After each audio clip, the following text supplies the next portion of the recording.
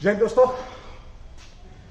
मैं फिर हाजिर हूं उज्ज्वल परिवार की तरफ से आप लोगों के बीच में अपनी क्लास लेकर के। कल जो लास्ट क्लास थी हमारी करंट जीके की, उसमें कुछ टेक्निकल फॉल्ट की वजह से क्लास बीच में छूट गई थी। वहीं से इस क्लास को शुरू करेंगे और हम अगले दिन का जीके जो भी करंट जीके उसके ऊपर बात करने वाले हैं। तो चलिए, जो लास्ट क्वेश्चन था हमारा वो चल रहा था भाई, जल मंत्रालय द्वारा जो पुरस्कार दिए गए, राष्ट्रीय जल पुरस्कार जो दिए गए हैं, वो उन पुरस्कारों को लेकर के बात हो रही थी आपकी कि 57 पुरस्कार इन्होंने दिए गए थे, इनके द्वारा दिए गए थे। और साथ ही बात करें कितनी श्रेणियों में, तो 11 श्रेणियों में पुरस्कार दिए गए थे। ये क्वेश्चन अपना चल रहा था। इसमें हम बात कर रहे थे सर्वश्रेष्ठ, लास्ट जो बात चल रही थी सर्वश्रेष्ठ मीडिया की बात चल रही थी, उसमें बात करें सर्वश्रेष्ठ मीडिया का पुरस्कार किसे दिया गया है। तो पहला आपके बीच में यहीं से हम इस क्वेश्चन को शुरू कर रहे हैं। सर्वश्रेष्ठ ये है एग्रोवन सकल मीडिया, भाई आपका पहला एग्रोवन सकल मीडिया फर्स्ट हो जाएगा आपका। दूसरा सर्वश्रेष्ठ पुरस्कारों की बात करें तो संदेश डेली भुज एडिशन है भैया आपका है, संदेश डेली भुज एडिशन।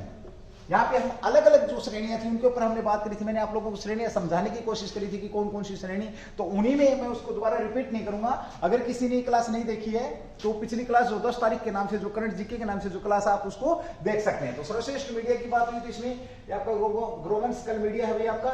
दूसरा संदेश डेली भुज है। इसी के साथ बात करें बेस्ट स्कूल, बेस्ट स्कूल का अवार्ड दिया गया बेस्ट स्कूल का, तो उसमें भी हम बात करने वाले हैं किस किस को दिया गया है। बेस्ट स्कूल, बेस्ट जो स्कूल है इसका अवार्ड किस किस को दिया गया। पहला government girls higher senior secondary school है आपका ये, मैं सीधा लिखूंगा गवर्नमेंट हाई गर्ल्स हाई है भैया आपका, government girls high senior secondary school कह सकते हो आप इसको, सीनियर सेकेंडरी स्कूल है आपका ये। कावेरीपट्टनम, और ये कहां पर आपका तमिलनाडु में भाई, तमिलनाडु के अंदर ये आपका स्कूल है। इसको बेस्ट स्कूल का अवार्ड दिया गया है। कौन सा आपका government girls higher secondary school है आपका, higher secondary school Kaveripattinam Tamil Nadu. दूसरा जो पुरस्कार दिया गया है किसको दिया गया है आपका, सेकंड जो इसी में मिला है बेस्ट स्कूल का अवार्ड जो दिया गया है, ये है आपका अमोलो पवम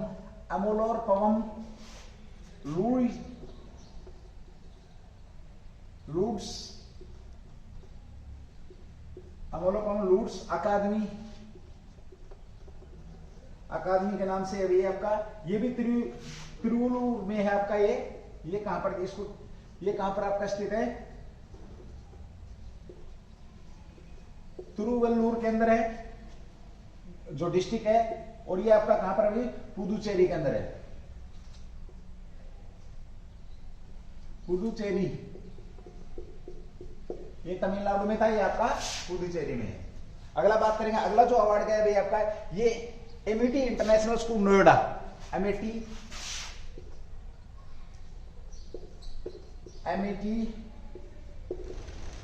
international school Noida,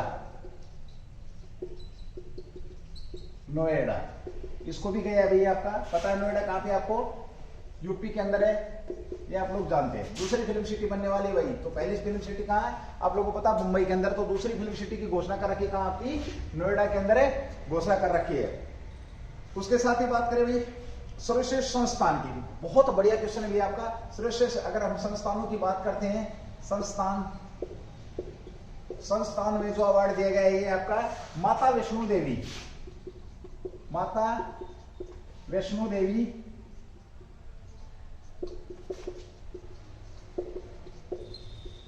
sign board भाई, किसको मिला है, माता वैष्णो देवी साइन बोर्ड को दिया गया है। ये आपको पता जम्मू के अंदर है, JNK के अंदर है, सब लोग जानते हैं नहीं, मेरे ख्याल में ऐसा कोई हिंदू नहीं होगा जिसे इसके बारे में पता नहीं हो। IIT गांधीनगर, ये गुजरात के अंदर है, ये भी आप लोगों को पता है। ओके, उसके बाद है आपका Indian oil corporation limited Faridabad, इसे भी दिया गया भाई, Indian oil corporation Indian oil corporation limited Faridabad, इसको भी अवार्ड दिया गया है। अगले अवार्ड की बात करें हम, अगला जो अवार्ड दिया गया है आपका बेस्ट उद्योगों में चल रहा है भाई, ये आपका है हुंडई मोटर इंडिया लिमिटेड। क्या लिखेंगे आप लोग? सर्वश्रेष्ठ उद्योग, सर्वश्रेष्ठ उद्योगों की अगर हम बात करते हैं तो हुंडई की है ये आपका, जैसे हुंडई की गाड़ियां वगैरह निकालती है ये कंपनियां, Hyundai motor India limited.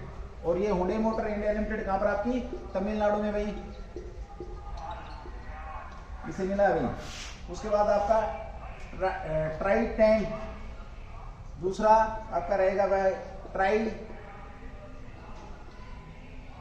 Trident limited, ये पंजाब के अंदर भाई, इसे भी दिया गया है। एक आपका है Welspun India textile limited, Welspun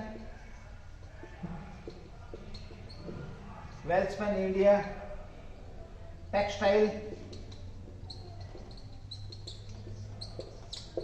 Welspun India textile limited है, ये आपके कहां पर है? गुजरात के अंदर भाई, इसे भी सर्वश्रेष्ठ उद्योग का अवार्ड दिया गया है। साथ ही बात करेंगे भाई हम आपका भारतीय इस्पात प्राधिकरण नई दिल्ली, और किसको दिया गया है? ये चौथा जो संस्थान है भारतीय उद्योग है, भारतीय इस्पात प्राधिकरण,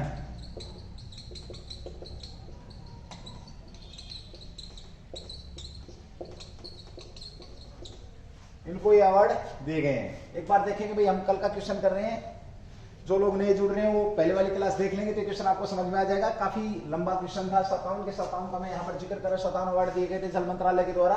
तो सर्वश्रेष्ठ मीडिया की बात करिए, एग्रो स्कल इंडिया मीडिया भाई आपका संदेश डेली भुज एडिशन की है। बेस्ट स्कूल की बात करिए, government girls higher senior secondary Kavaripattanam के तमिलनाडु के अंदर है। अमरलोर पवन लुइस अकादमी है, ये भी तिरुवल्लुर में पुदुचेरी के अंदर भाई। एमआईटी इंटरनेशनल स्कूल की बात करिए, नोएडा के अंदर। संस्थानों की बात करें हमने, माता देवी, सुनो देवी, साइन बोर्ड, आईआईटी गांधीनगर की भी बात यहाँ पे हुई है भाई। इंडिया ऑयल कॉर्पोरेशन को भी दिया गया है। उसके बाद हुंडई मोटर इंडिया लिमिटेड को भी ये पुरस्कार दिया गया है। ट्राइडेंट लिमिटेड पंजाब को भी दिया गया है। Welspun India textile limited Gujarat को भी दिया गया है।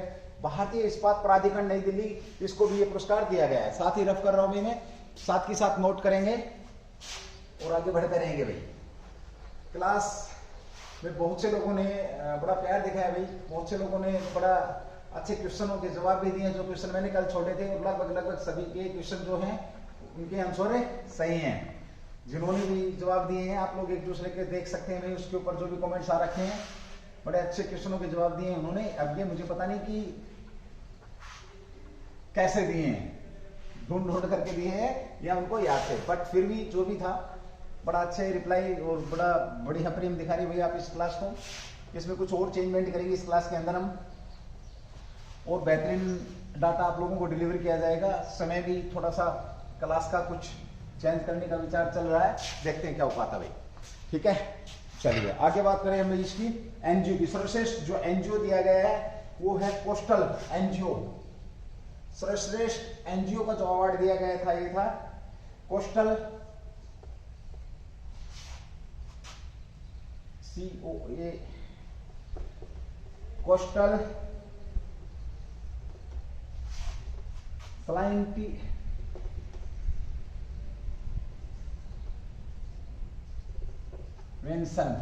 प्रिवेंशन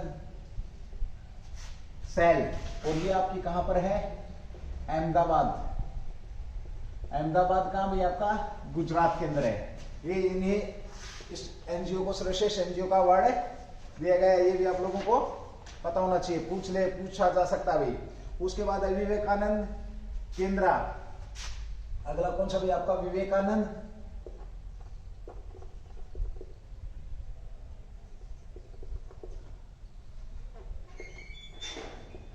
केंद्र, NARDEP कन्याकुमारी। इसको इन्होंने भी ये अवार्ड जीता भाई, कन्याकुमारी। ठीक है, ओके। उसके बाद भाई आपका भावनगर में है उसने भी भावनगर में भी एनजीओ, भावनगर वाले एनजीओ ने भी ये अवार्ड आपका जीता। तीन जो एनजीओ है इन्होंने इस अवार्ड को जीता है। उसके बाद है आपका बेस्ट वाटर यूजर एसोसिएशन, कौन से नहीं है, बेस्ट वाटर यूजर एसोसिएशन, इनकी बात करेंगे। बेस्ट वाटर यूजर एसोसिएशन ये भाई आपका पंगछिया है, हुगली पंजाब वेस्ट बंगाल के अंदर है। पंगछिया,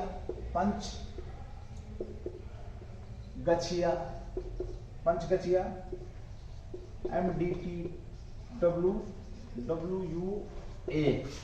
हुगली, कहां पर है हुगली, और हुगली कहां है, वेस्ट बंगाल में भाई, कहां पर है, पश्चिम बंगाल में। एक है हथीनाड़ा,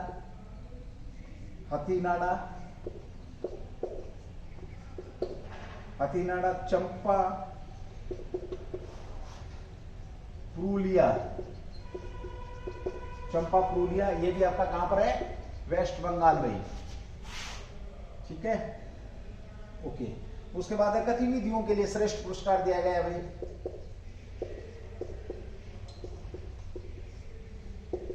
गतिविधियों के लिए कहां पर भाई, ITC limited Kolkata, ITC limited Kolkata ने ये पुरस्कार जीता भी, वेस्ट बंगाल के अंदर है, आपको पता ही है ये भी। उसके बाद भाई अदानी फाउंडेशन है आपका,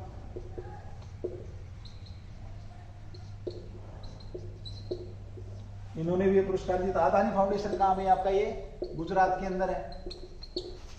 ओके, उसके बाद HAL, तीसरा इसी सीरीज में कौन आपका, HAL कहां पर आपका, बेंगलुरु, ये कहां पर, कर्नाटक के अंदर भी, इसका भी आपको पता है। और एक आपका अभी धर्मपाल सत्यपाल लिमिटेड नोएडा, धर्मपाल सत्यपाल लिमिटेड, ये नोएडा के अंदर है, इसने भी ये अवार्ड आपका जीता है। चलिए दोस्तों, हमने बात करी थी इस क्वेश्चन के ऊपर कि राष्ट्रीय जोजल अवार्ड से, वहां से हमने शुरू किया था। जल मंत्रालय के द्वारा अवार्ड वितरित किए गए, 57 अवार्ड यहां पर दिए गए, 11 श्रेणियों में अवार्ड दिए गए थे, और ये क्वेश्चन आपका पेंडिंग था, इसको मैंने करवा दिया। अब बात करेंगे हम आज के करंट को लेकर के बात करेंगे। 11 तारीख का जो करंट है आप लोगों के बीच में, उसके ऊपर हमें बात करने वाले हैं भाई। तो इसके अंदर जो अगर मैं बात करूं, पहला क्वेश्चन जो आपका रहेगा, पासपोर्ट सेवा कार्यक्रम का दूसरा चरण शुरू किया गया। अभी हाल ही में चर्चा का विषय रहा है पासपोर्ट सेवा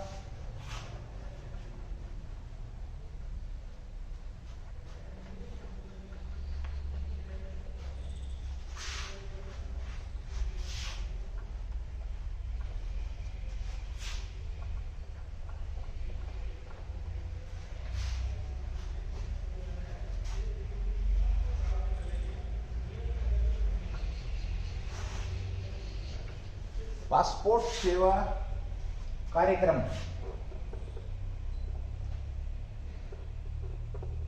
पासपोर्ट सेवा कार्यक्रम रहा भैया आपका।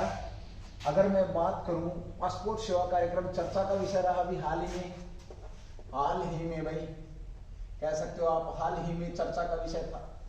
तो सबसे पहले तो बात यह आती कि पासपोर्ट जो ये कार्यक्रम है, ये कौन से चरण का था, तो दूसरे चरण का भाई। सबसे पहले तो ये नोट करेंगे, दूसरे चरण का, दूसरा चरण शुरू हुआ इसका, ऐसे लिखेंगे इसको आप, दूसरा चरण आरंभ हुआ अभी। अब दूसरा चरण अब आरंभ हुआ है, तो सीधी सी बात है भाई, इसका पहला चरण जो पासपोर्ट का है, वो पहला चरण कब आरंभ किया, कार्यक्रम का जो पहला चरण था वो कब आरंभ किया गया। तो पहले चरण की अगर हम बात करें तो ये आपका 2008 में हुई, 2008 में पासपोर्ट सेवा कार्यक्रम का पहला चरण था भाई, ये ध्यान रखेंगे। ओके, जब ये पहला चरण था उस समय भी टीसीएल को दिया गया था ये, और अब दूसरा चरण है तब भी टीसीएल को दिया गया है। पासपोर्ट विदेश में जाने के लिए मोस्ट इंपोर्टेंट डॉक्यूमेंटों में से एक है। अभी सरकार एक योजना ला रही है और शायद लागू हो चुका है आपका, ये ई पासपोर्ट बनने आरंभ हो चुके हैं। अब ई पासपोर्ट के बहुत सारे फायदे हो जाएंगे, जैसे गुम होने का डर, भीगने का डर, चोरी का डर, वो सारी चीजें खत्म हो जाएंगी। तो ई पासपोर्ट के ऊपर भी काम किया जा रहा है। तो पासपोर्ट आपको पता लगा, पासपोर्ट भारत से बाहर जाने के लिए या विदेशों में जाने के लिए पासपोर्ट अहम डॉक्यूमेंटों में से आपका एक डॉक्यूमेंट है भाई, ठीक है। ओके, 7 जनवरी को, कब भाई, दूसरा जो है 7 जनवरी 2022 को विदेश मंत्रालय ने, और टाटा विदेश मंत्रालय, आपका विदेश मंत्रालय, और आपका ये है TCS, Tata consultancy services, Tata consultancy services के बीच में एक समझौता हुआ है, और ऐसा ही समझौता 2008 में भी हुआ था। अब यहां पे बड़ा सुंदर क्वेश्चन है आपका, विदेश मंत्री कौन है? एक तो ये इसका जवाब देंगे आप लोग, साथ ही इसको शॉर्टकट में क्या बोलते हैं, TCS। तो पहला चरण का जो समझौता हुआ था वो भी सरकार ने किसके साथ किया था? TCS के साथ ही किया था। दूसरे चरण का जो समझौता हुआ है ये भी किसके साथ हुआ? आपका TCS के साथ ही हुआ भाई। ओके, उस समय भी कह सकते हो 2008 में भी जो पहला चरण था डिजिटलाइजेशन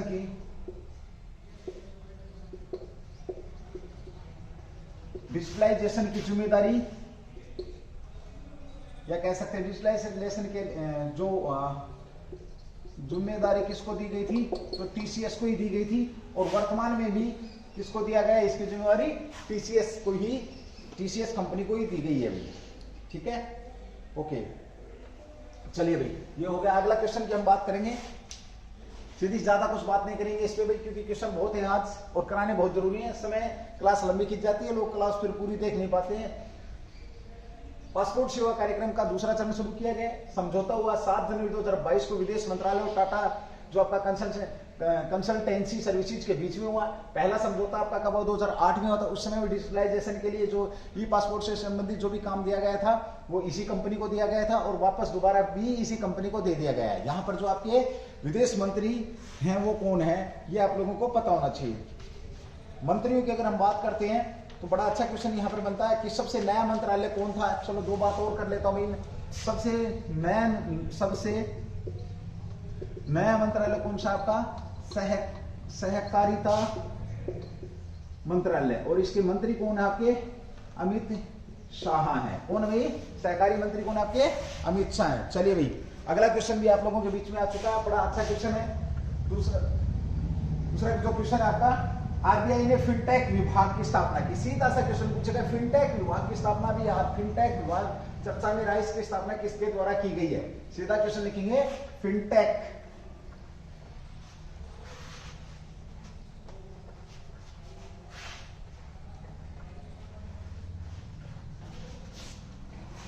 चलिए भाई, फिनटेक विभाग की स्थापना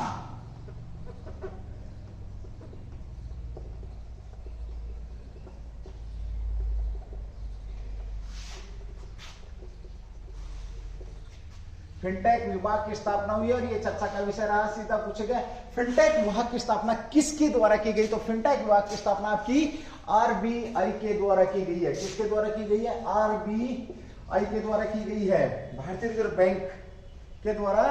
जो बदलता हुआ, जो अभी जैसे बदलती अर्थव्यवस्था को लगा लो, आप कह सकते हैं जैसे कोविड-19 की वजह से जो कुछ भी हो रहा है, अर्थव्यवस्था अप डाउन हो रही है, काफी नीचे जा रही है, जो बहुत सारी चीजें ऐसी कि जो चेंज हो रही हैं समय के अनुसार, तो उनके लिए, उन पर नवाचार, नया कुछ करने के लिए फिनटेक विभाग की स्थापना की किसने? RBI ने। इसकी स्थापना कब की है?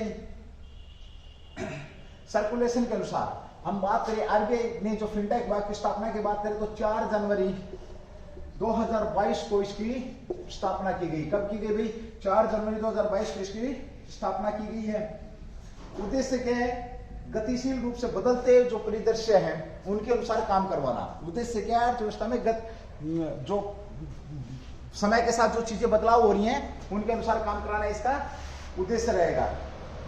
ओके, इसमें अगर हम उद्देश्य की बात करें तो लिख भी सकते हैं, फिनटेक इनोवेशन पर जोर देने के लिए, नंबर 1 फिनटेक इनोवेशन पर जोर दिया जाएगा भाई, ध्यान रखेंगे, जोर दिया जाएगा। दूसरा क्या है, विनिमय को देखने के लिए,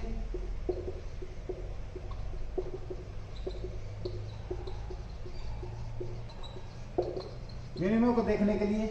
और तीसरी बात करें भाई हम, क्षेत्र में नवाचार को बढ़ावा देने के लिए, क्षेत्रों में नवाचार को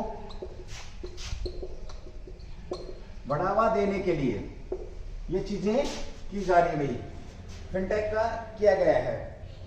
ओके, साथ ही हम बात करेंगे इस आरबीआई ने इस फिनटेक पर काम करना कब प्रारंभ किया था, स्थापना तब हुई है। अगर हम बात करें काम करने की फिनटेक विभाग के ऊपर, अगर हम बात करें तो जून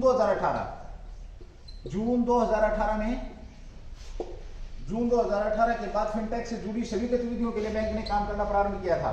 कह सकते हो कि उस समय भी इसका जिक्र हुआ था जून 2018 में भी, ठीक है। ओके, अब यहाँ पे दो चार बात हम आरबीआई को लेकर के करेंगे। देखो, एक बार फिनटेक विभाग की स्थापना की बात करें तो आरबीआई ने करी है, कब करी है, 4 जनवरी 2022 को करी है। इसको लेकर के जो बातें हुई थी आपकी स्टार्टिंग में, तो जून 2018 में की गई थी। इसका उद्देश्य क्या है, फिनटेक इनोवेशन पर जोर दिया जाएगा, साथ ही विनिमय को देखने के लिए और क्षेत्रों में नवाचार करने के लिए। इसको समझने के लिए हम इस प्रकार से भी समझ सकते हैं भाई कि जो कुछ परिदृश्य में जो बहुत तेजी से जो चेंजमेंट आ रहा है उसके अनुसार काम करेगा ये फिनटेक विभाग आपका। चलिए आरबीआई की बात करें, सबसे पहले तो ये आ जाता है, भारतीय अर्थव्यवस्था को देखता कौन है, अर्थव्यवस्था, भारतीय अर्थव्यवस्था को नियंत्रित कौन करता है। अगर ये भी पूछे नियंत्रित कौन करता है तो ये भी आपका कौन करता है, आरबीआई करता है। भारतीय अर्थव्यवस्था को नियंत्रित कौन करता है, आपका आरबीआई करता है। भारत का केंद्र बैंक अगर पूछे, भारत का केंद्र बैंक भी यही है, बैंकों का बैंक भी यही है, आरबीआई को ही जाना जाता है। साथ ही बात करते हैं कि इसकी जब स्थापना की गई थी, आरबीआई बैंक की जब स्थापना की गई थी, इसके अंदर ऐसे कौन से व्यक्ति थे, ऐसे कौन से नेता थे जो संविधान सभा के भी सदस्य थे। तो भीमराव अंबेडकर, सीधा नोट डाल के लिखेंगे नोट, इसकी स्थापना में Bhimrao Ambedkar, B.R. Ambedkar, doctor B.R. Ambedkar साहब इसकी स्थापना के सदस्य, जो स्थापना करी थी उन सदस्यों में शामिल थे। दूसरी बात, आरबीआई की जब स्थापना की गई थी निजी बैंक था। क्या था, निजी बैंक था। यहां क्वेश्चन पूछा जाता है, एक क्वेश्चन यहां पर यह पूछा जाता है कि निजी बैंक, ये आरबीआई प्राइवेट कब से कब तक रहा, आरबीआई निजी बैंक के रूप में इसने कब से कब तक काम किया। बड़ा सुंदर क्वेश्चन है भाई। इसकी जब स्थापना की अगर हम बात करते हैं, इसकी स्थापना कब हुई थी, जैसे कि आप लोगों को पता है 35 में कौन से अधिनियम के तहत हुई थी, 34 जो अधिनियम था, स्थापना 1935 में की गई। आरबीआई की स्थापना की अगर हम बात करते हैं, स्थापना, ये सब पढ़ेंगे भाई, क्वेश्चन ये नहीं है। क्वेश्चन ये पूछा जा सकता है किस अधिनियम के द्वारा, तो 1934 अधिनियम के तहत की गई थी। अब यहां पर एक चीज आ जाएगी, इस अधिनियम का नाम पूछ लेगा आप लोगों से, तो ये था reserve bank of India act 1934, reserve bank of India act 1934 के तहत इसकी स्थापना की। अब जब इसकी स्थापना 1935 में हुई, मेरा क्वेश्चन ये था कि ये निजी बैंक के तौर पर आरबीआई ने कब से कब तक काम किया, तो 1935 से लेकर के 1949 तक। बड़ा सुंदर क्वेश्चन बनता भी, आरबीआई ने निजी बैंक के तौर पर काम कब से कब तक किया, तो 1935 से लेकर के 1949 तक इसने काम किया था। आरबीआई की स्थापना के सदस्यों में हम बात करते तो भीमराव अंबेडकर साहब थे। अब यहां पर एक और शानदार क्वेश्चन ये निकल कर क्या था कि आरबीआई की स्थापना किस कमीशन की सिफारिश पर हुआ था, तो यंग हिल्टन कमीशन था। हिल्टन यंग कमीशन कह सकते हो आप, हिल्टन यंग कमीशन या यंग हिल्टन कमीशन कह सकते हो भैया आप। कमीशन का संबंध आरबीआई से रहा है। इसी के सामने B.R. अम्बेडकर साहब ने आरबीआई की बात करी थी, कब, ये आप लोगों को पता है, ठीक है। ये अब बड़ा सुंदर क्वेश्चन देखिए, सीधी सी बात करें, अगर इस क्वेश्चन को हम बड़े अच्छे तरीके से देखें, क्योंकि पीछे जो भी पेपर आप लोगों के हुए हैं आरबीआई से क्वेश्चन पूछे जा रहे हैं भाई एसएससी लेवल के ऊपर, तो आरबीआई से जैसे स्थापना होगा, अधिनियम होगा, कौन सदस्य शामिल थे, ये भी आप लोगों को पता लग गया। अभी वर्तमान में इसके अध्यक्ष कौन है, जैसे कल परसों मैंने क्वेश्चन छोड़ा था, शक्तिकांत दास साहब भी इसके अध्यक्ष हैं, ये भी बात हुई थी अपनी, ठीक है। अब कमीशन की बात करें तो हिल्टन यंग हिल्टन कमीशन इसके अंदर, या हिल्टन यंग कमीशन, एक ही बात है भाई, का संबंध भी आरबीआई से रहा है, ये भी ध्यान रखना। ये भारत में आया कब था, ये बड़ा सुंदर क्वेश्चन बन जाएगा आपका। तो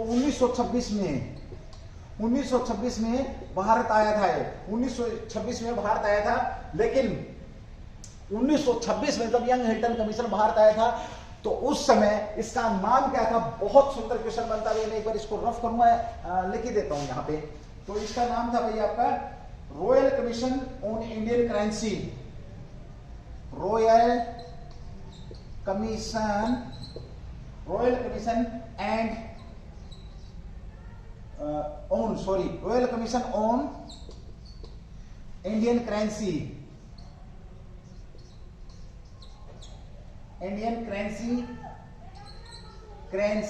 एंड फाइनेंस के नाम से ये आया था 1926 में। सीधा सा क्वेश्चन आ जाता है आप लोगों के बीच में कि यंग हिल्टन कमीशन का संबंध किया किसकी सिफारिश पर, कौन से कमीशन की सिफारिश पर। तो ये आपको पता होना चाहिए, भीमराव अंबेडकर ने इसके सामने पहली बार बात करी थी। साथ ही 1926 में आपका आया था, उस समय इसका royal commission on India currency and finance के नाम से इसको जाना गया था। तो इसकी स्थापना करी थी भाई। अब आरबीआई का जो आरंभ में कार्यालय की बात करें तो आरंभ में जो आरबीआई का जो कार्यालय था कहां पर था भाई, ये कलकत्ता के अंदर था। कहां पर था, कलकत्ता। अब यहां एक बड़ा सुंदर क्वेश्चन ये बन जाएगा कि कलकत्ता में कब से कब आरबीआई बैंक कलकत्ता में कब से कब तक रहा। तो ये 35 से लेकर के 37 तक, और 37 में कहां शिफ्ट कर गया भैया आपका, मुंबई के अंदर ये शिफ्ट कर गया, जो कि वर्तमान में भारत की क्या है, वाणिज्य राजधानी है। चलिए दोस्तों, एक बार बड़ा अच्छा सुंदर क्वेश्चन है, यहाँ पर एक बार बात करूंगा, मैं रिवाइज करा देता हूँ। देखिए, जिन्होंने नोट नहीं किया नोट कर सकते हैं। साथ ही साथ हमने बात करी फिनटेक विभाग की स्थापना किसके द्वारा की गई है, आरबीआई के द्वारा की गई। कब की गई, 4 जनवरी 2022 को की गई। फिनटेक इनोवेशन पर जोर देगा, विनिमयों की देखरेख करेगा, क्षेत्रों के नवाचार की ओर बढ़ावा देगा। साथ ही क्योंकि जो आज के वर्तमान में जो चेंजेस हो रहे हैं उसके अनुसार ये काम करने पर जोर देगा, ये इसका मुख्य उद्देश्य है। पहली बार इसकी बात कब करी गई थी, जून 2018 में इसकी बात करी गई थी। अब यहां पर हमने बात करी आरबीआई की, तो आरबीआई की सबसे पहले स्थापना की बात करते हैं तो 1935 में कौन से अधिनियम के तहत हुआ था, तो आपका 1934 का जो अधिनियम था, reserve bank of India act 1934 के तहत इसकी स्थापना की गई। शक्तिकांत दास वर्तमान में इसके क्या है भाई, वर्तमान में इसके अध्यक्ष हैं। साथ में मैंने बात करी कि ये निजी बैंक था, प्राइवेट बैंक था। इस बैंक को भीमराव अंबेडकर साहब ने यंग हिल्टन कमीशन के सामने बातें हुई थी। तो कमीशन का अगर संबंध पूछा जाए किस कमीशन की सिफारिश पर, तो यंग हिल्टन कमीशन आप कह सकते हो यहाँ पर। लेकिन वो आया कब था, तो 1926 में, और royal commission of India currency and finance के नाम से उसको जाना जाता था। ये भी आप लोगों को पता होना चाहिए। फिर उसके बाद बात करें कि इसका आरंभिक मुख्यालय कहां था, आपका कलकत्ता के अंदर था। कलकत्ता के बाद ये कलकत्ता में कब से कब तक रहा, तो ये 37 तक रहा, 35 से 37 तक रहा। 37 में कहां चला गया आपका, ये मुंबई के अंदर चला गया। और मैं बात करूं वर्तमान में इसके जो क्षेत्रीय जो ब्रांच है वो कितनी है, 29 है, जो कि लगभग हर स्टेट की राजधानी के अंदर है, हर स्टेट की राजधानी के अंदर। ये भी आप लोगों को यहाँ पर पता होना चाहिए भाई, ठीक है। चलिए, एक बड़ा अच्छा क्वेश्चन आप लोगों के बीच में। और हाँ, ये क्वेश्चन काफी बार पूछा जाता है। मैंने पूछा निजी बैंक कब से कब तक रहा, तो 1935 से 1949। साथ ही इस क्वेश्चन को घुमा के पूछा जाता है कि इसका राष्ट्रीयकरण कब किया गया, तो 1949। सीधी सी बात है कि इसका राष्ट्रीयकरण कब किया गया, सरकारी कब बनाए, तो 1949 में। भारत की अर्थव्यवस्था को देखता कौन है, यही देखता है। भारत के केंद्रीय बैंक कौन है, यही है। भारत की मुद्रा को मुद्रित और विमुद्रित करने का काम 1 रुपए को छोड़कर के बाकी किस कौन करता है, यही करता है। आरबीआई का सबसे बड़ा नोट कितने का, 10,000 रुपए का। तो एक बार मुद्रित किया है, फिर विमुद्रित किया गया। कल क्वेश्चन में आप लोगों को करा चुका इस चीज को लेकर के भी। चलिए, अगला क्वेश्चन की बात करेंगे भाई हम। ये आपका उसका मैं इसको रफ कर रहा हूं भाई।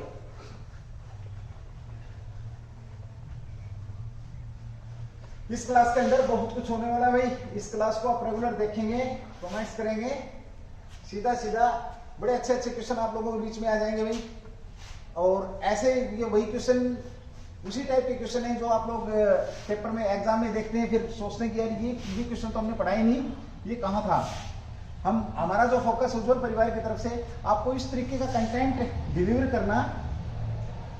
देखिए, 2-3 बातें हैं। एक तो ये कि कोई भी जो क्वेश्चन होता है जब पेपर में आ जाता है उसके बाद वो हाईलाइट होता है। और हमारा जो उद्देश्य है वो ये है कि पेपर में आने से पहले इस क्वेश्चन को हम हाईलाइट करें। पेपरों में आने से पहले जिस प्रकार से जो पीछे आपके आ रहे हैं पेपर, तो उन पेपरों में जो जिस तरीके से क्वेश्चन पूछे जा रहे हैं उसी प्रकार से आप लोगों को ये डाटा देने का काम किया जा रहा है। थोड़ा सा मॉइस्चर है भाई, ये थोड़ा समय ले रहा हूँ मैं आप लोगों का, 1-2 मिनट का समय। जब आप लोगों को लगता है कि समय खराब हो रहा तो उस समय आप अपनी पढ़ाई जारी रख सकते हैं किसी भी तरीके से भाई, ठीक है। नोट्स बनाए, इनके प्रॉपर नोट्स बनाए आप डेट के साथ। क्लास के नोट्स अगर होंगे आपके पास, क्योंकि मुझे लगता है कि जो क्लास एक बार निकल के शायद इस टाइप की क्लास तो दोबारा ना मिलेगी आप लोगों को, वो फिर यहीं पे मिलेगी जहाँ पे आप मिल रही है, ऑनलाइन नहीं मिलेगी आपको। ऑफलाइन वो क्लास मिलने की संभावना बहुत कम रहेगी कि मैं दोबारा से आप लोगों को ये करवा दूं, ये मुश्किल है भाई, ठीक है। ओके, अभी आ रहा भाई आपका एक क्वेश्चन, बड़ा शानदार क्वेश्चन आ रहा है। वैश्विक सूर्य नमस्कार कार्यक्रम, वैश्विक, बहुत सुंदर क्वेश्चन है भाई। सूर्य नमस्कार हमारी संस्कृति से जुड़ा हुआ है, सूर्य नमस्कार कार्यक्रम।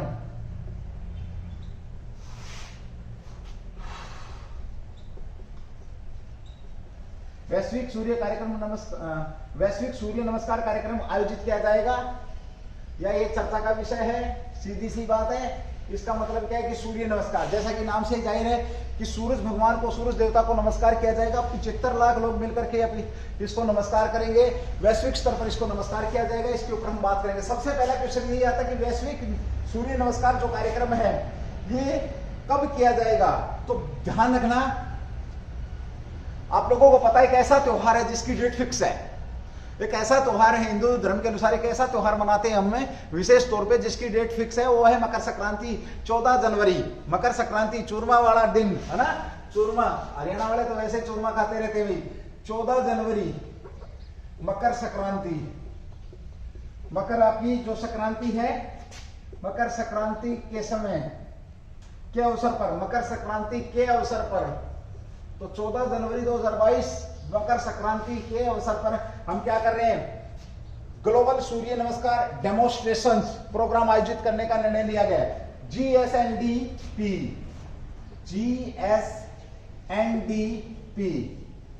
देखिए इसकी फुल फॉर्म आप लोग लिख सकते हैं, ग्लोबल सूर्य नमस्कार डेमोन्स्ट्रेशन, ग्लोबल सूर्य नमस्कार डेमोन्स्ट्रेशन प्रोग्राम आयोजित करने का निर्णय लिया है। अब सबसे बड़ी बात यह आती है कि ये ठीक है भाई, 14 जनवरी को जिस दिन चूरमा खाएंगे उस दिन हम ये सूर्य नमस्कार करेंगे, बिल्कुल सही बात है, लेकिन कौन सा मंत्रालय करेगा। कई लोग तो अभी ना वीडियो को ऑफ करके बोले पहले चूरमा ही बनवाओ, है ना। चूरमा सुनते ही मुंह में पानी आ गया होगा, हरियाणा का फेमस खाना भाई। चलिए बहुत बढ़िया बात है। ओके, ये भाई आपका 75 लाख लोग एक साथ इसको नमस्कार करेंगे सूर्य भगवान को, 75 लाख लोग। क्वेश्चन मेरा यही था, क्वेश्चन दोस्तों ये है कि ये कौन सा मंत्रालय, किस मंत्रालय के अंडर ये प्रोग्राम आयोजित किया जाएगा। मंत्रालय की बात करते तो आयुष मंत्रालय, आयुष मंत्रालय, कौन सा मंत्रालय भैया आपका, आयुष मंत्रालय के तहत ये, या आयुष मंत्रालय ये प्रोग्राम करेगा आपका। अब यहाँ पे बड़ा सुंदर क्वेश्चन ये निकल करके आता है कि आयुष मंत्रालय के मंत्री कौन है, या ये मंत्रालय किसके अंडर काम करता है। तो ये आपके सर्बानंद सोनोवाल भाई, कौन से मंत्री साहब हैं, सर्बानंद सोनोवाल साहब हैं, सोनोवाल साहब ये इसके मंत्री है, सर्बानंद सोनोवाल साहब इसके मंत्री हैं। ये भी क्वेश्चन नहीं था, क्वेश्चन ये आया उस मंत्रालय के जो सचिव है वो कौन है, निजी सचिव कौन है। चलो इनके निजी सचिव ले लो, सर्बानंद सोनोवाल साहब के जो निजी सचिव है वो कौन है, तो ये हैं श्री राक्टिन सोकिया। निजी सचिव की अगर हम बात करते हैं, राक्टिन सेकिया साहब इनके क्या हैं, निजी सचिव हैं। और साथ ही अगर हम बात करें इनके मंत्री की बात करें तो मंत्री, राज्य मंत्री कौन, आयुष मंत्रालय से संबंध राज्य मंत्री की अगर हम बात करते हैं तो डॉक्टर मंजूपरा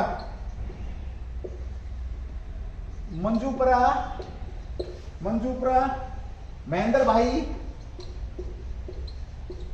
भाई कालू भाई, ये एक ही नाम, अरे राज्य मंत्री हैं। राज्य मंत्री कौन आपके, डॉक्टर मंजूपरा महेंद्र भाई कालू भाई, ये मंत्री हैं जिनका इनका संबंध भी इसी मंत्री से।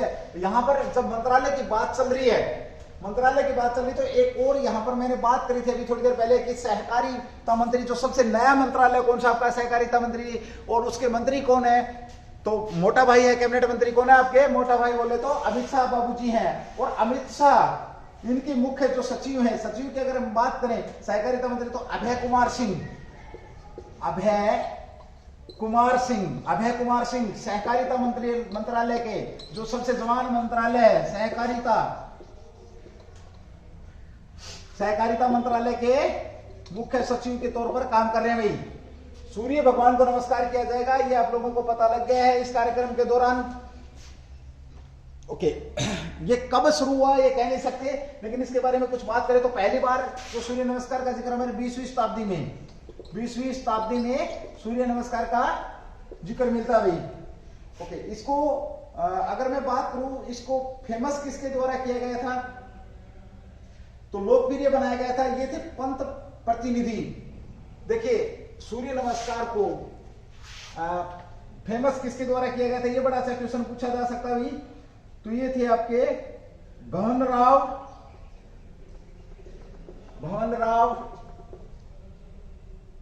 श्रीनिवास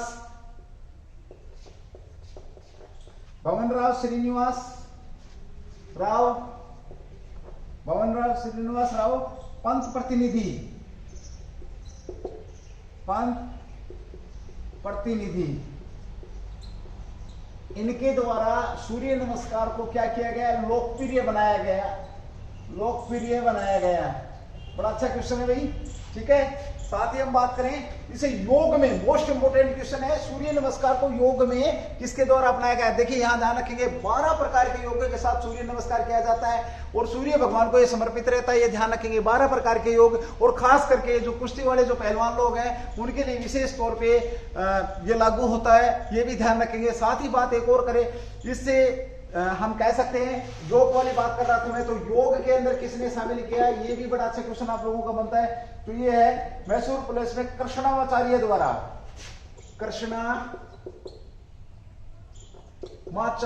द्वारा इसे योग में शामिल किया गया भाई। ध्यान रखें, किसने शामिल किया गया, योग के अंदर इसको शामिल किया गया। और जब हम सूर्य भगवान के सामने आते हैं तो हमें कौन सी विटामिन मिलती है, विटामिन डी की कमी को पूरा करते हैं। शरीर में क्या मिलता है हमारे को, विटामिन डी। चलिए भाई, मकर संक्रांति की बात हमने कर ली, यहाँ पर चूरमे की बात कर ली हमने यहाँ पर, और यहाँ पर 14 जनवरी को सूर्य नमस्कार, वैश्विक सूर्य नमस्कार, कितने लोग भाग लेंगे इसके अंदर, 75 लाख लोग भाग लेंगे। GSNDP कह सकते हो आप इसको, ग्लोबल सूर्य नमस्कार डेमोन्स्ट्रेटर्स प्रोग्राम। इसे योग में कब शामिल किया गया ये कहना मुश्किल है, पर योग में किसके द्वारा, कृष्णाचार्य द्वारा शामिल किया गया।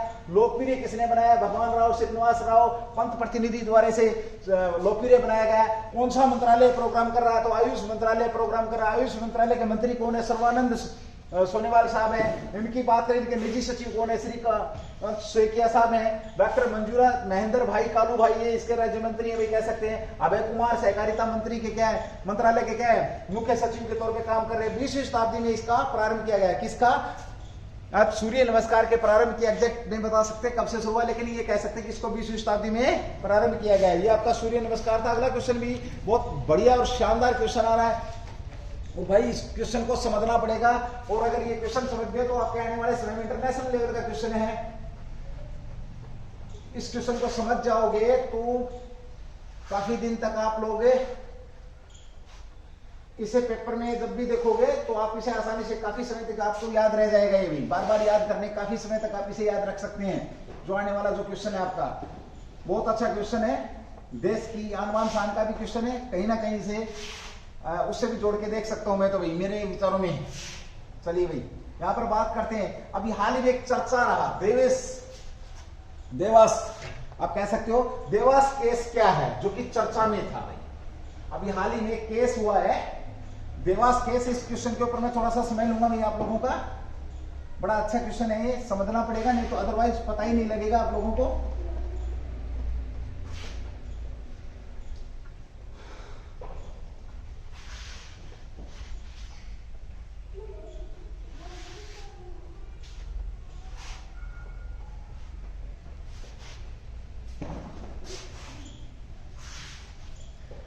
चलिए भाई, देवास केस की बात करेंगे।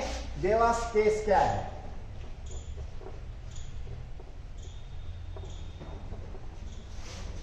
देवास केस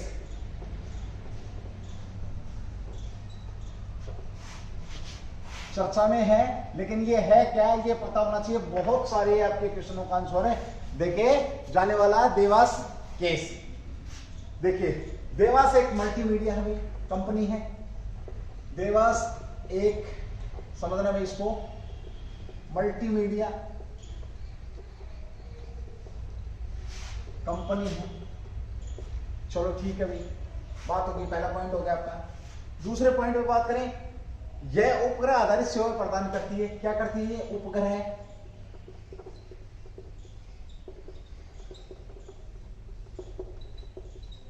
सेवा प्रदान करती है, ये भी ठीक है।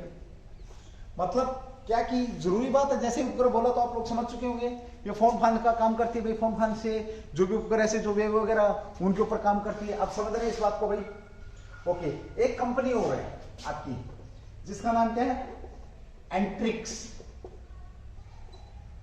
एंट्रिक्स एंट्रिक्स एक कंपनी है। भारत सरकार किसकी कंपनी है? ये भारत सरकार की कंपनी है भाई। किसकी स्वामित्व की बात करें एंट्रिक्स की? हाँ, यहां क्वेश्चन बनता है देवास। ये क्वेश्चन आप लोगों के लिए, देवास जो कंपनी है, देवास जो केस हो रहा है या जो मल्टीमीडिया कंपनी है, इस कंपनी का संबंध किससे है? ये क्वेश्चन है आप लोगों के लिए, ठीक है। एंट्रिक्स भारत सरकार के स्वामित्व वाली कंपनी है। ओके, और दूसरे तरीके से हम इसे कह सकते हैं इसरो। इसरो की व्यावसायिक शाखा, इसरो की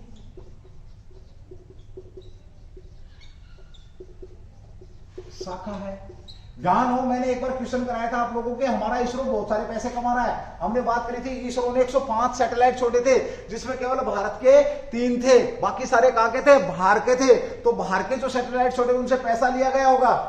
समझ गए ना कैसे कमाई होती है?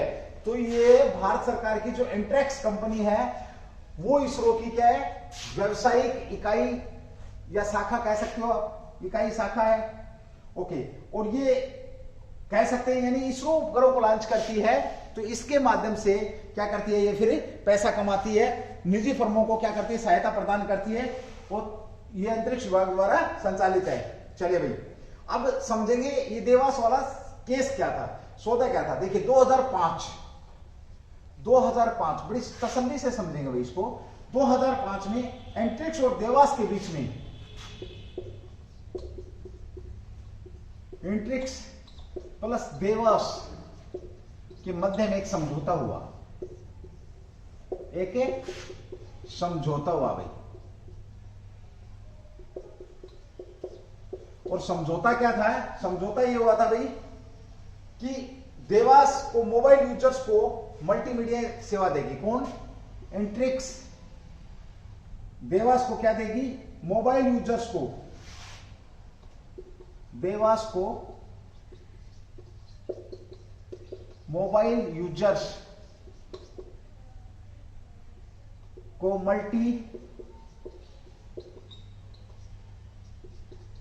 मल्टीमीडिया सेवाएं देनी थी। ये एक समझौता हुआ इनमें भाई। कब? 2005 में भाई।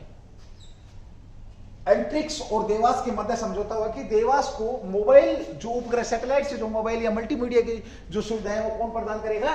एंट्रिक्स प्रदान करेगी। एंट्रिक्स पर स्वामित्व किसका है? भारत सरकार का। भारत सरकार की बात करें तो ये इसरो के अंडर काम करती है, इसरो इसके तहत ही पैसे कमाता, निजी कंपनियों को क्या देता? सुविधाएं प्रदान करता है भाई। ये चीज आपको समझ में आ गई।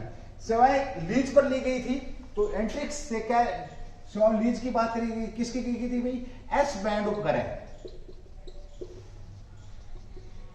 एस बैंड उपग्रह का उपयोग करके प्रदान की जानी थी। जो सेवाएं थी आपकी, एस बैंड उपग्रह का प्रयोग इन सेवाओं में करना था।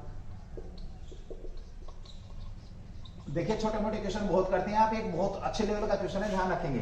सीधा सा पूछ लेगा एस बैंड उपग्रह का संबंध इनमें से किससे था, ये भी ध्यान रखेंगे।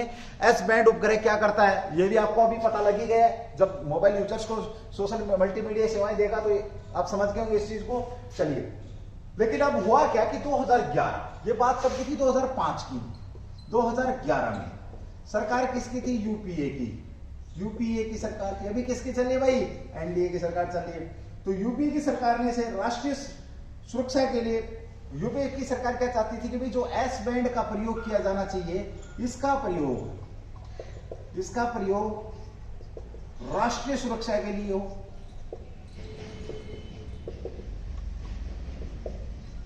किसके लिए होना चाहिए? राष्ट्रीय सुरक्षा के लिए होना चाहिए। ये किसने बोला? 2011 में यूपीए सरकार ने।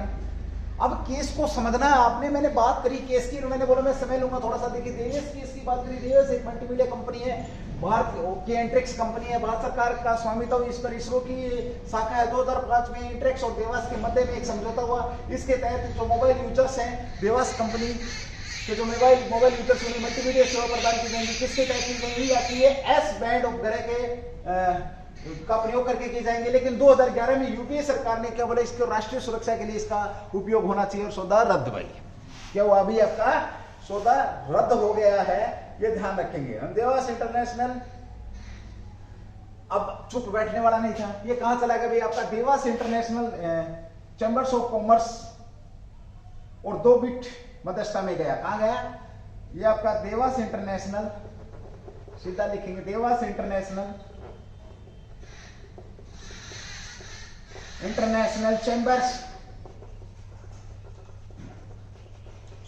चैंबर्स ऑफ कॉमर्स और 2 BIT BIT BIT bilateral investment treaty BIT, इसको लिख सकते हो आप BIL बिलिटरल इन्वेस्टमेंट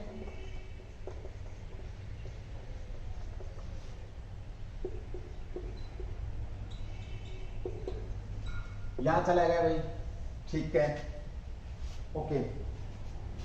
और देवास ने परमानेंट कोर्ट ऑफ ऑर्बिटेशन में केस दायर किया। कहां पर भाई?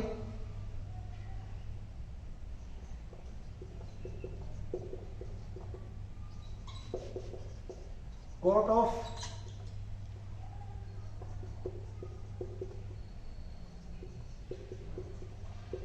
ऑर्बिट्रेशन में केस दायर किया। अब देखो सारी चीजें भाई मैं नहीं बता पाऊंगा, समय नहीं। अभी मैं आपको परमानेंट कोर्ट ऑफ ऑर्बिटेशन क्या है, ये कोर्ट में केस किया, ये नहीं बता पाऊंगा क्योंकि समय नहीं है। अभी ये कब स्थापना हुई, कहां पर है, क्या, ये सारी चीजें आप लोग देख लेंगे। मैं सिर्फ आपको इतना ही बता देता हूं। और इसने क्या किया भाई? इसने क्या किया? मुआवजे के रूप में इस कंपनी को 1.6 बिलियन, अब सुनना, इसने फैसला दिया बिलियन अमेरिकी US डॉलर, किसकी बात कर रहा है? का भुगतान करने को कहा। किसको कहा भाई? भारत सरकार को भुगतान करने को कहा कि भाई जो तुम्हारी कंपनी ने धोखा किया, चीट किया है, तो परमानेंट कोर्ट ऑफ ऑर्बिटेशन ने केस किया, तो उसने फैसला सुनाया कि 1.6 बिलियन US डॉलर का भुगतान करेगा भारत। अब ये बात थी तब की, लेकिन अब ये चर्चा में क्यों है? अब ये चर्चा में क्यों है? तो अब चर्चा में इसलिए भाई इस 3 जनवरी 2022 को 3 जनवरी 2022 को 3 जनवरी 2022 को देवास ने घोषणा की है। वो देवास ने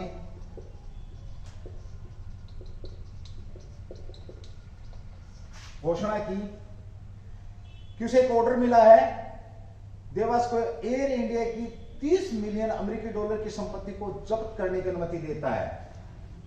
किसने भी? उसे एक ऑर्डर दिया गया है, देवास ने घोषणा की, उसे ऑर्डर मिला है। और ये जो ऑर्डर है वो क्या देता है कि देवास को एयर इंडिया की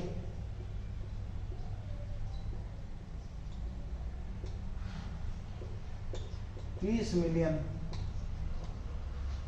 डॉलर, कितनी भी? 30 मिलियन डॉलर US डॉलर की बात करा, 30 मिलियन US डॉलर की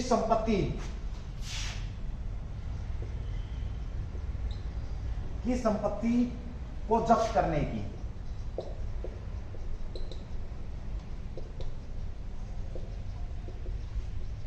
घोषणा करता है। इस वजह से ये चर्चा में है। अब भारत सरकार क्या करेगी? या तो इस ऑर्डर को मानेगी या इसका पालन कर सकती है, या फिर कह सकते हैं कि कनाडा की जो और ये जो आदेश है यह आदेश किसने निकाला? कनाडा की अदालत ने जारी किया है। मोटी बात क्या है? कनाडा की अदालत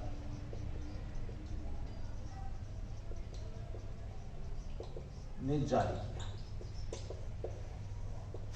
अब समझेंगे भाई इस क्वेश्चन को, एक बार 2 मिनट के अंदर इस क्वेश्चन को समझेंगे। देवास केस आपका हाईलाइटेड केस है। देवास केस एक मल्टीमीडिया कंपनी है, उपग्रह आधारित सेवा प्रदान करती है। एंटेक्स भारत की कंपनी, भारत सरकार का इसका स्वामित्व, इसरो की व्यावसायिक इकाई है। 2005 में एंटेक्स और देवास के बीच में एक समझौता हुआ था। देवास को मोबाइल यूजर्स को मल्टीमीडिया की सुविधाएं देनी थी, लेकिन ये किसके तहत देनी थी? भैया आपका एस बैंड उपग्रह था उसके तहत देनी थी। लेकिन 2011 में क्या हुआ? यूपीए सरकार आई, उसने बोला भी एस बैंड जो उपग्रह है इसका प्रयोग हम कहां पर करेंगे? देश की रक्षा के लिए करेंगे। ठीक है, और ये क्या हो गया आपका? रद्द हो गया। परमानेंट कोर्ट ऑफ ऑर्बिट में इन्होंने केस किया, देवास ने केस किया। वहां पर बोला गया कि 1.6 मिलियन अमेरिकी डॉलर क्या करेगा? भारत से चार्ज करेगा। लेकिन अब क्या है? अब ये फिर केस उठा है। क्यों? क्योंकि केस उठा है, कनाडा की अदालत ने क्या दिया है? कनाडा की अदालत ने एक घोषणा करी है। उस घोषणा का आदेश दिया कि भाई एयर इंडिया कितना US 30 मिलियन अमेरिकी डॉलर से की संपत्ति को क्या करेगा? जब्त करेगा, ये कनाडा की अदालत में। अब भारत सरकार क्या करेगी? या तो भारत सरकार इसको माने, या फिर भारत सरकार इसको क्या करेगी? जो अपीली अदालत है कनाडा की अपीली अदालत में इस केस को दोबारा से अपील करेगी। ठीक है, ये और ज्यादा इसमें यही है कि संभावना ना ही मानने की है। भारत सरकार इसको नहीं मानेगी, जहां तक मेरी सोच है, थिंक है, मेरा मानना है। भारत सरकार इसे नहीं मानने वाली भाई। ठीक है, ओके, चलिए भाई अगली बात करेंगे। अगला जो क्वेश्चन है वो भी आपका बहुत बढ़िया इंटरनेशनल लेवल का क्वेश्चन है। देखो भाई, सीधी सी बात है, collective security trading organisation CSTO, अभी चर्चा में बार बार आप लोग सुन रहे होंगे, न्यूज में भी आया होगा, काफी बार अपनी चर्चा का विषय रहा है। CSTO चर्चा में रहा, ये क्या है? CSTO नोट करेंगे भाई, CSTO चर्चा में रहा, ये क्या है? ये आप लोगों को पता होना चाहिए भाई। CSTO देखिए दोस्तों, क्वेश्चन कहीं से भी पूछा जा सकता है, किसी भी लेवल का पूछा जा सकता है। मैं देखिए यहाँ पे ये बात नहीं कर रहा हूँ कि भाई मैं आपको SSC लेवल का ही करंट करा रहा हूँ, मैं आपको बहुत बेहतरीन लेवल का करंट करा रहा हूँ। ठीक है, और जीके का लेवल क्या है? जो पढ़ लिया पेपर में आ गया वो अच्छा था भाई, जो पढ़ा नहीं पढ़ा पेपर में नहीं आया, अरे इसका तो लेवल हाई था भाई, तेने छोड़ा क्यों? आपने छोड़ा क्यों इसको बिना पढ़े भाई? वही पेपर में पूछ लिया तो हाई लेवल बनाए क्यों रहे? उसको लो लेवल का रखो ना, आप पढ़ते रहो, उसे लो लेवल का रखो, बड़ी शानदार तरीके से आपसे जुड़ा रहेगा। अगर लो लेवल का रखोगे तो उसको, और लो लेवल का नहीं रखोगे, हाई लेवल का बनाओगे तो गई हवा में भाई, है ना? क्या हुआ? गई हवा में। तो CSTO चर्चा में, ये क्या है? ये क्या है? ठीक है भाई, CSTO भी चर्चा में है, ये क्या है? सुनेंगे भाई। देखिए, कलेक्टिव सिक्योरिटी ट्रेटी, इसको लिख सकते हो आप,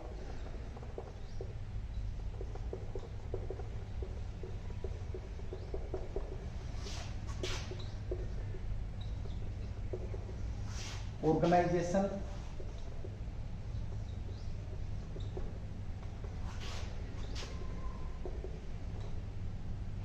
क्या है आपका? कलेक्टिव सिक्योरिटी ट्रेटी ऑर्गेनाइजेशन, इसका क्या हो जाएगा? पूरा नाम हो जाएगा। देखिए 6 जनवरी को रूसी, एक बार इसको समझेंगे आप लोग। देखिए सबसे पहले तो ये कि CSTO एक समूह हो गया, आप लोग इतना तो समझ गए होंगे। इसका गठन कब किया गया? बड़ा अच्छा क्वेश्चन है।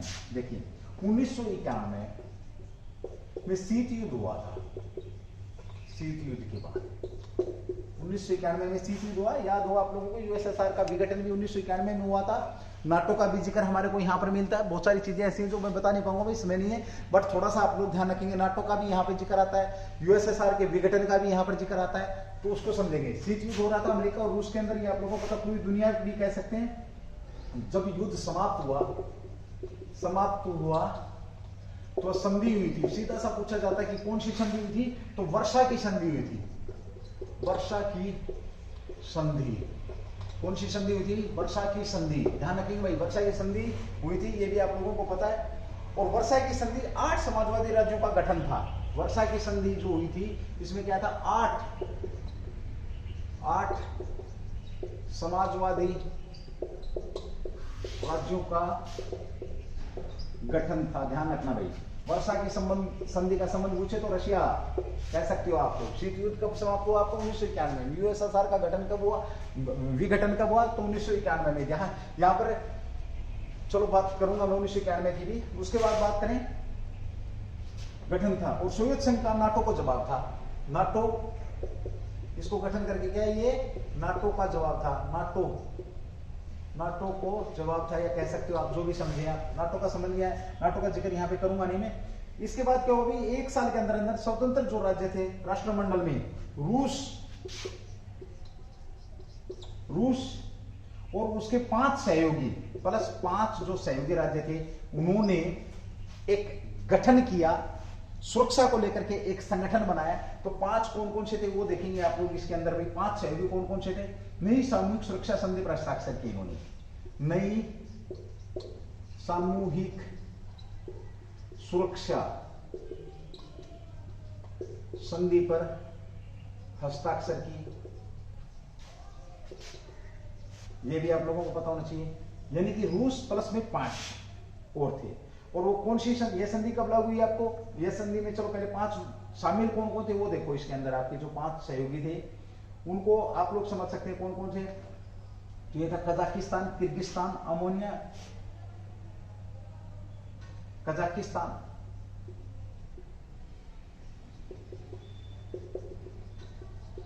किर्गिस्तान,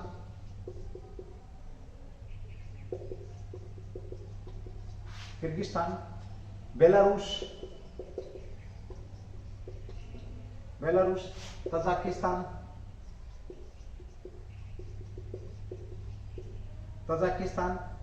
और उज्बेकिस्तान। 5 1 2 3 4 तजाकिस्तान हो गया, किर्गिस्तान, आर्मेनिया आपका बच गया भाई, आर्मेनिया या ओके। और साथ में आपका कौन हो जाएगा? रूस तो था ही भाई, है ना।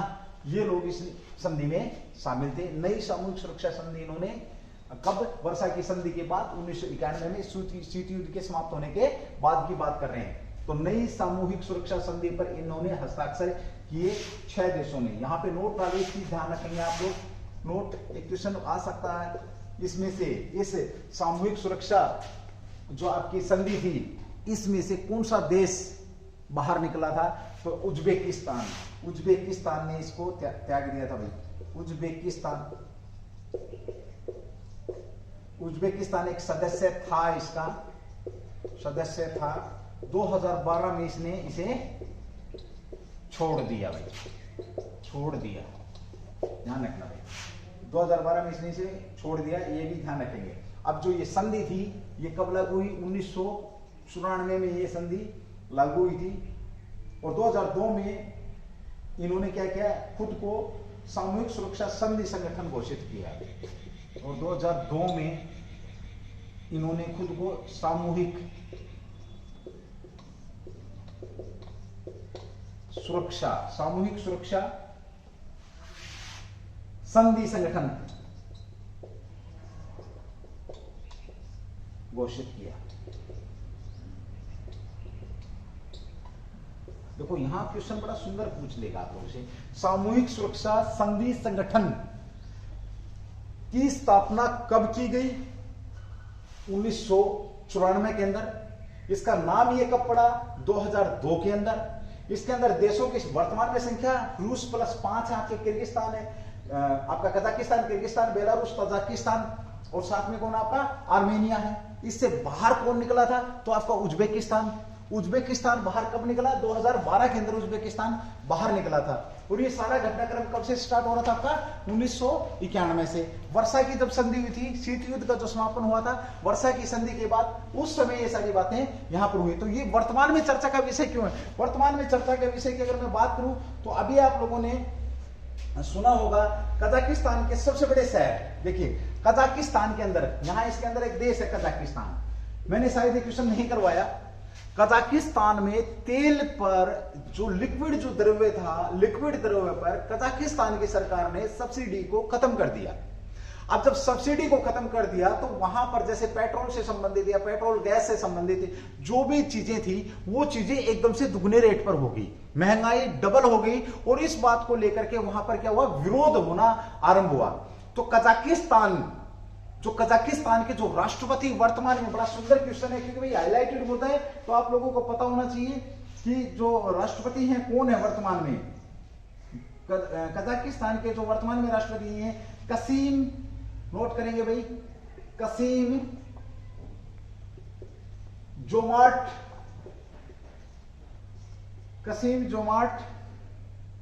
टोकायव,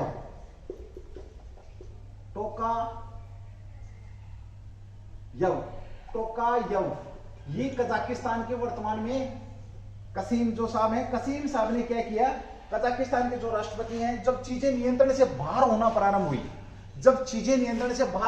हुई, भयंकर विद्रोह वहां पर फैल रहा है, सरकार के खिलाफ वहां पर विद्रोह किया जा रहा है, तो इन सब चीजों को देखते हुए कजाकिस्तान के जो राष्ट्रपति थे कसीम जोमार्ट टोकायव साहब ने क्या किया, यहां पर इस सामूहिक सुरक्षा संधि संगठन को बुलाया, उसको दबाने के लिए, किसको दबाने के लिए, विद्रोह को दबाने के लिए यहां पर इसको आह्वान किया।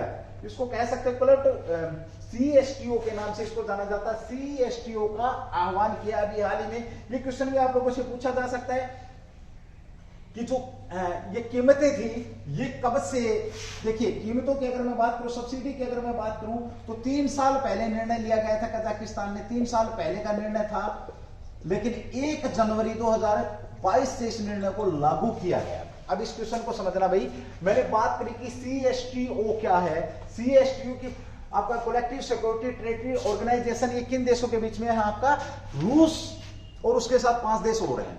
कजाकिस्तान के अंदर एक घटनाक्रम हुआ, घटनाक्रम क्या हुआ कि द्रवित जो चीजें थी उनके ऊपर या पेट्रोलियम गैस के ऊपर क्या किया, सरकार ने सब्सिडी को हटा दिया, वो डबल रेट पर पहुंच गई। वहां पे क्या हुआ, वो सारी चीजें वहां पर जब नियंत्रण से बाहर जाने लगी, लोगों ने ज्यादा कर दिया, तो इन्होंने इसका आह्वान किया, जो ये इसमें सुरक्षा से संबंधित जो लोग थे वहां पर पहुंच रहे हैं, इस दंगे को दबाया जाएगा।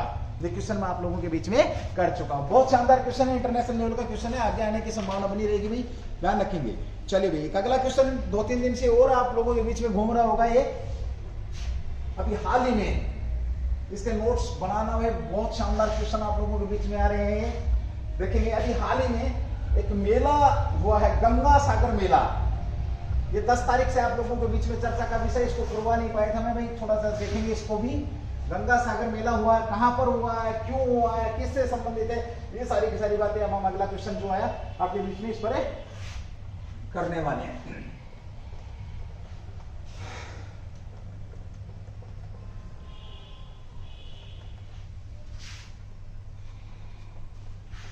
1991 की बात करी थी मैंने, देखिए भारत के अंदर 1991 में जो वित्त मंत्री थे कौन थे, वित्त मंत्री कौन थे आपके भारत के अंदर, वित्त मंत्री थे हमारे विश्व के जाने माने अर्थशास्त्री प्रधानमंत्री मनमोहन सिंह।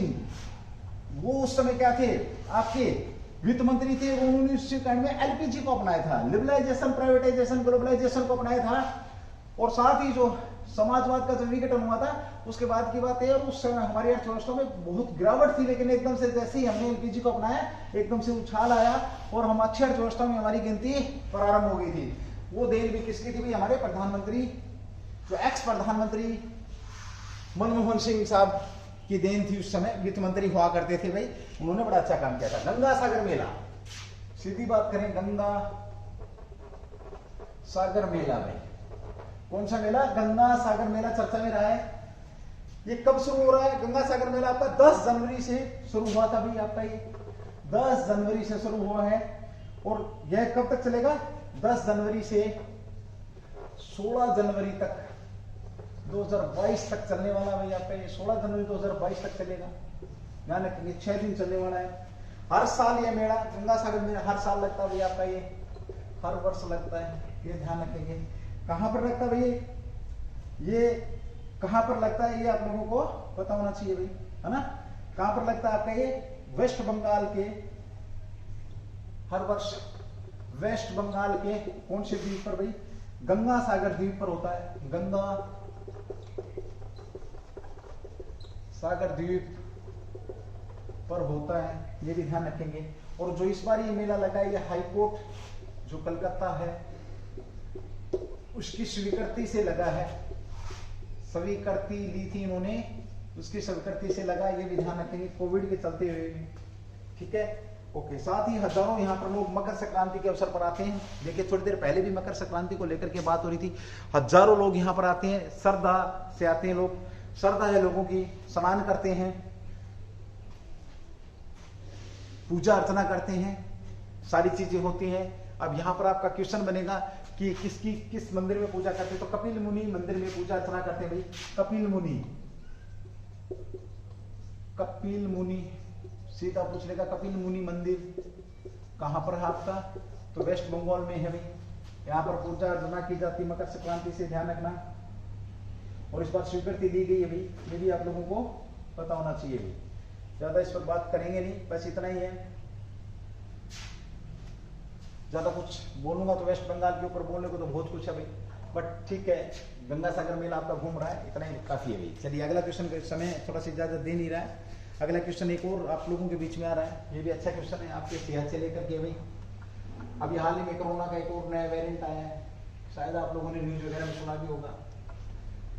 और साथ ही अगर हम बात करें, सीधा सा क्वेश्चन पूछेगा कि जो नया वेरिएंट आया इसका नाम क्या है, तो सबसे पहले हम बात करेंगे सीधा कोरोना का नया जो वेरिएंट आया है, नया स्ट्रेन जो मिला है, डेल्टा क्रोन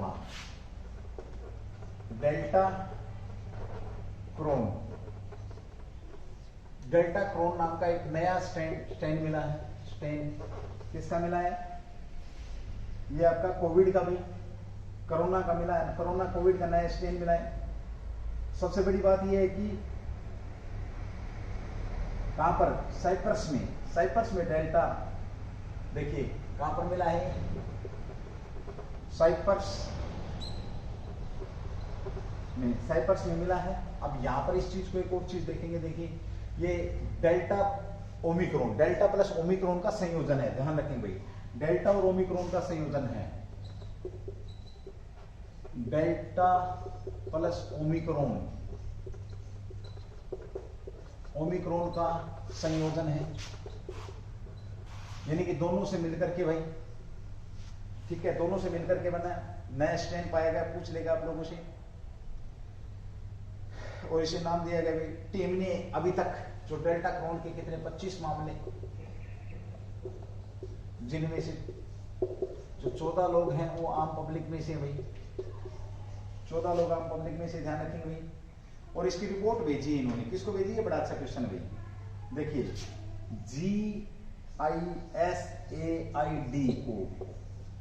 GISAID को किसने रिपोर्ट भेजी है, तो साइप्रस विश्वविद्यालय ने जैविक विज्ञान के प्रोफेसर हैं लियोनोडियोस कोस्ट्रिकस, इसका संबंध भी रहा वहीं से, याद रखेंगे, लियोनोडियोस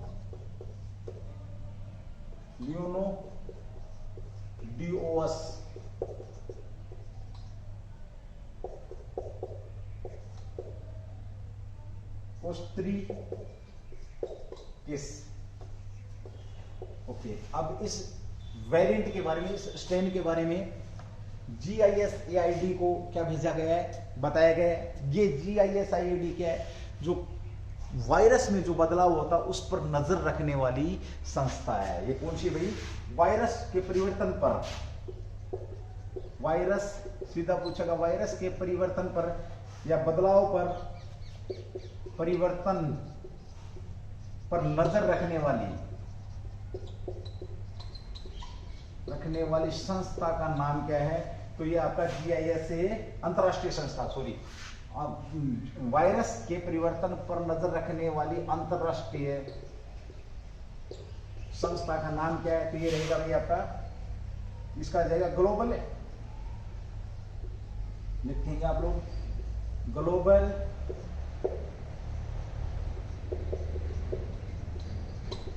initiative on sharing all influenza data. ये वायरस के अंदर जो भी परिवर्तन हो रहे हैं उस पर क्या रख रही है, अंतरराष्ट्रीय लेवल पर नजर रख रही है, ये भी आप लोगों को पता होना चाहिए भी, ठीक है। ओके, अब ये विकसित करने जो कोविड-19 है ये कैसे नए वेरिएंट विकसित कर रहा था? रैंडम म्यूटेशन पर निर्भर करता है। नए वेरिएंट विकसित किस पर निर्भर हो रहे हैं? आपके नए वेरिएंट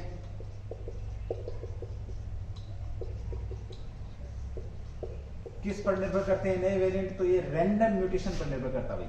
किस पर? रैंडम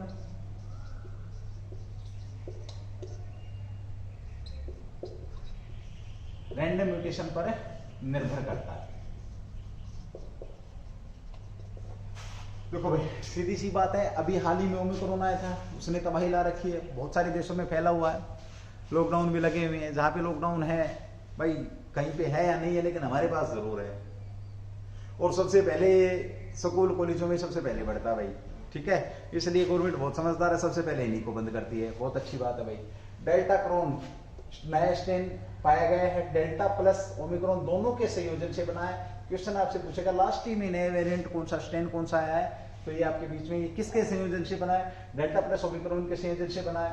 कहां पर? साइप्रस में ये केस मिले हैं, लिनोडियोस कोत्रिकस द्वारा इनको, इसके ऊपर जो जीव विज्ञान के जो प्रोफेसर साहब हैं साइप्रस के विश्वविद्यालय के, तो वहां से इसका उन्होंने जिक्र किया है और इसे GISAID में भेजा, global initiative on sharing all influenza data. ये क्या करती है? परिवर्तन, जो वायरस के परिवर्तन पर, यह अंतरराष्ट्रीय एजेंसी है जो कि वायरस के परिवर्तन पर नजर रख रही है, ठीक है। नए वेरिएंट किस पर बनना, किस पर निर्भर करते हैं? तो रैंडम म्यूटेशन पर ये निर्भर करते हैं इनका बनना। ज्यादा कुछ नहीं बोलूंगा भाई मैं इस कोरोना के ऊपर, आप लोग ज्यादा जानकार हैं। चलिए भाई, अब हम बात करेंगे। देखिए, थोड़े से कुछ वन लाइनर क्वेश्चंस की डिमांड थी लोगों की कि सर थोड़े से कुछ 1-5 जो भी आपको अच्छे लगे हैं क्वेश्चन घूम रहे हैं, सारे क्वेश्चन तो पॉसिबल नहीं है, बट कुछ की मैं यहाँ पर बात करूंगा। ये जरूर आप लोग इन क्वेश्चनों को देखेंगे। कुछ ऐसे क्वेश्चन है जो ज्यादा एक्सप्लेन भाई हो नहीं पा रहे हैं, समय नहीं है, बार बार बस एक ही बात हो रही बता रहा हूँ मैं आप लोगों को, तो समझ जाना। जो कुछ इसके नियर बाई होता है आप लोग एक बार जरूर कोशिश करेंगे। चलिए भाई, अभी हाल ही में अभी जो बात करें हम, देखिए स्वदेशी विमान पोत विक्रांत ने समुद्री परीक्षण का अगला चरण शुरू किया। स्वदेशी, पहला स्वदेशी विमान आपका भाई, पहला स्वदेशी, इसका मैंने जिक्र कर रखा भाई, आपका विमान वाहक पोत है आपका विक्रांत। इसका परीक्षण हो चुका है, शुरू हो चुका है। साथ ही बात करें दूसरा क्वेश्चन आप लोगों का भी, 26 दिसंबर को वीर बाल दिवस, बहुत मोस्ट इंपोर्टेंट क्वेश्चन है, ध्यान रखना। वीर बाल दिवस कब मनाया जाएगा? 26 दिसंबर को। सीधा सा क्वेश्चन पूछेगा, वीर बाल दिवस का संबंध किससे है? जो हमारे सिख धर्म के जो साहब थे, गुरुजी थे, उनके पुत्रों से संबंधित इसको रखा गया है, ध्यान रखेंगे। तो वीर बाल दिवस आपका 26 दिसंबर को भाई, वीर बाल दिवस। गुरु गोविंद सिंह के पुत्रों को नोट डाल के लिख सकते हैं आप, नोट गुरु गोविंद सिंह, बहुत अच्छी बात है भाई। गुरु गोविंद सिंह के पुत्रों को श्रद्धांजलि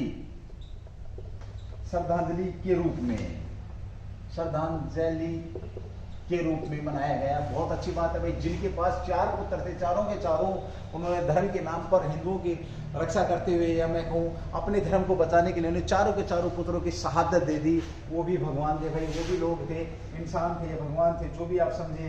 9 जनवरी को आपको पता है प्रवासी दिवस मनाया गया था। क्यों मनाया जाता है आपको पता है? महात्मा गांधी के आने पर मनाया जाता है। महात्मा गांधी जी वापस आए थे, तो प्रवासी दिवस आपका 9 जनवरी को मनाया जाता है। महात्मा गांधी से इसका संबंध है, ये भी आप लोगों को पता है भाई, ठीक है, ओके। उसी के साथ एक आपका बड़ा अच्छा क्वेश्चन ये भी बनता है भाई। उर्जित पटेल साहब हैं आपके, इनको आपका ये आपका Asian infrastructure investment bank AIIB का उपाध्यक्ष किसको बनाया गया है? उर्जित पटेल को बनाया गया है। किसे बनाया गया है? उर्जित पटेल। पटेल साहब को। और ध्यान रखना भाई, ये जो आपके उर्जित पटेल साहब हैं, ये 24वें नंबर के क्या थे, आपके 24वें नंबर के आरबीआई के गवर्नर थे। और जिस समय विमुद्रीकरण हुआ था 2016 में, इन्होंने पर्सनल इशू के चलते हुए इससे इस्तीफा दे दिया था। 2 साल ये आरबीआई के गवर्नर रहकर आरबीआई के गवर्नर रहे और उसके बाद इन्होंने इस्तीफा दे दिया। ये भी आप लोग ध्यान रखेंगे भाई, ठीक है। चलिए भाई, अब ज्यादा कुछ नहीं, इतना बहुत है आज की क्लास के लिए। देखो दोस्तों, जितना आप लोग पढ़ेंगे, जितना इस समय का यूज करेंगे, जो समय लोग खराब कर रहे हैं, उतना ही आप आगे निकलेंगे। तो मेरी आप लोगों से यही विनती रहेगी, आज जो भी किया है उसको आप पूरे के पूरे नोट्स बनाएंगे, अपनी कॉपी में नोट करेंगे, याद रखेंगे। थैंक यू, जय हिंद, जय भारत। फिर मिलेंगे आप लोगों से एक और नई क्लास लेकर के। और जो लोग प्यार दिखा रहे हैं, जो लोग मैसेज कर रहे हैं, जो लोग रिप्लाई कर रहे हैं, उनको मेरा स्पेशली थैंक यू, धन्यवाद। क्योंकि कुछ लोगों को कहने से फर्क पड़ रहा है, कुछ को बहुत बार बोला भी गया है, यार भाई शिक्षा का लोग लेवल आंक लेते हैं संख्या को देख करके, तो वो चीज़ मेरे साथ मत होने दो। बट कुछ लोग हैं, या तो वो मेरी मतलब जो जब मैं ये बात बोल रहा हूँ उस समय देख नहीं पाते हैं, स्किप कर करके देखते हैं। जो भी रहे, चलो ठीक है, मैं मेरा फर्ज पूरा कर रहा हूँ। थैंक यू, जय हिंद, जय भारत, डू द बेस्ट। फिर मिलेंगे भाई।